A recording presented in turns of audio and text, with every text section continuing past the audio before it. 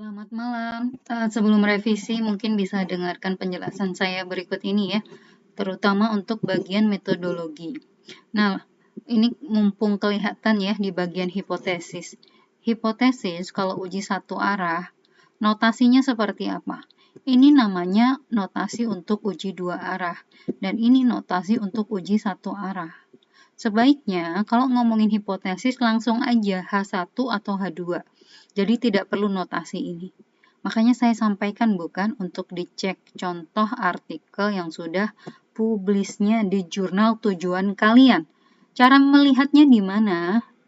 Klik bagian arsipnya atau archive-nya. Ya, nanti kalian akan melihat setiap publikasi per tahunnya. Dilihat, cari contoh yang judulnya mirip dengan judul penelitian kalian.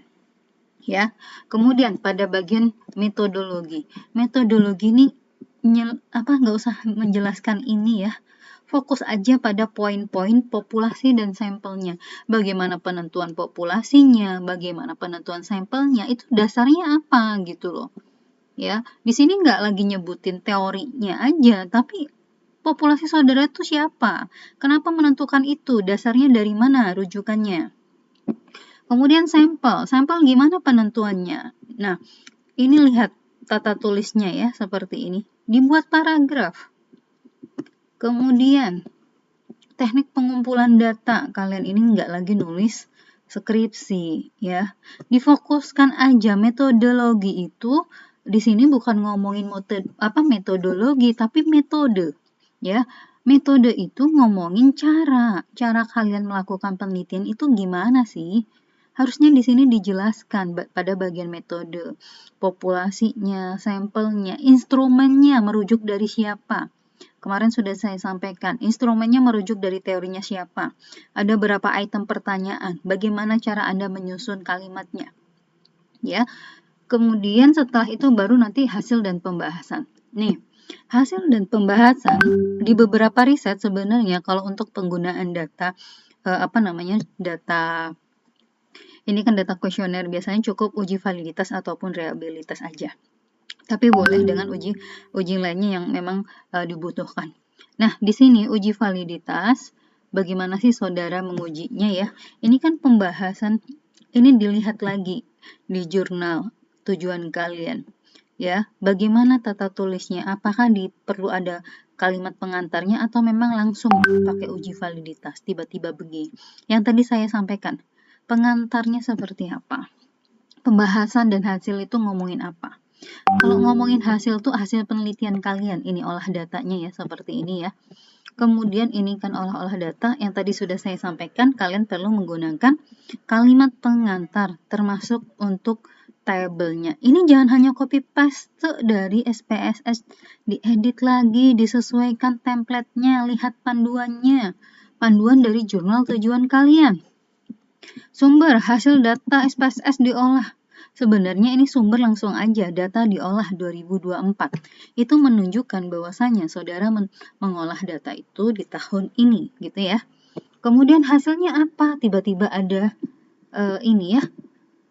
Harusnya kan melihat berdasarkan tabel bla bla bla di atas, maka diketahui gitu loh. Nggak tiba-tiba begini. Kemudian ini uji ya, kemudian uji sampai uji semuanya. Setelah itu di sini langsung kesimpulan. Anda itu belum membahas yang namanya hasil penelitian. Itu baru menjelaskan tentang statistiknya, olah datanya yang tadi. Kalau yang namanya pembahasan itu dibahas. Apa yang saudara ceritakan di latar belakang terkait permasalahan yang saudara angkat, hasil risetnya gimana? Hasil risetnya dilihat dari mana? Ya dari data saudara, bisa dari data statistik deskriptif. Apa temuannya? Dan temuan dari hasil uji SPSS-nya untuk regresi linear bergandanya. Ceritakan di situ. Ceritanya gimana caranya? Ya merujuk dari teori yang saudara gunakan di bab 2-nya di bagian literatur review. Saudara pakai teori apa? Kemudian pakai uji satu arah atau dua arah. Penelitian saudara ini mendukung penelitian siapa? Diceritakan.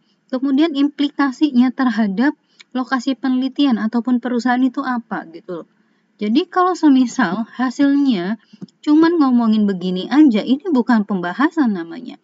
Ini adalah hasil uji statistiknya untuk olah data dari kuesioner atau data penelitian kalian. Kemudian di sini tiba-tiba langsung simpulan. Coba ya diperhatikan. Silahkan direvisi sesuai masukan dan catatan yang saya sampaikan. Daftar pustaka ini harus pakai Mendeley atau reference manager lainnya dan diedit tata tulisnya, disesuaikan lagi. Contohnya ini.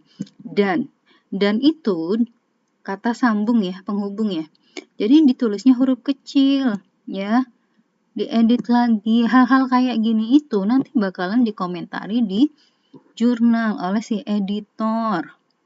Kemudian seperti ini diedit tata tulisnya. Ya, termasuk ini dan lainnya. Silahkan dicek.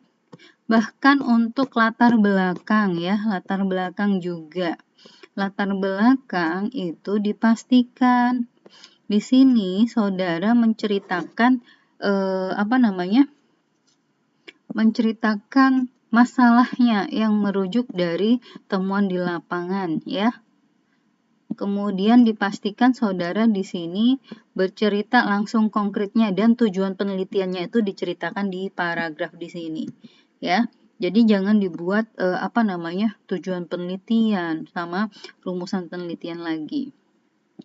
Pengembangan hipotesis yang ini tadi ya, rata-rata udah benar karena kemarin udah memperbaiki.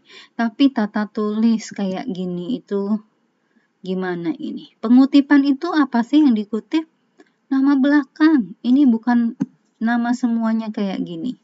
Jangan asal copy tempel ya. Silahkan diperbaiki sesuai catatan yang barusan saya sampaikan. Terima kasih.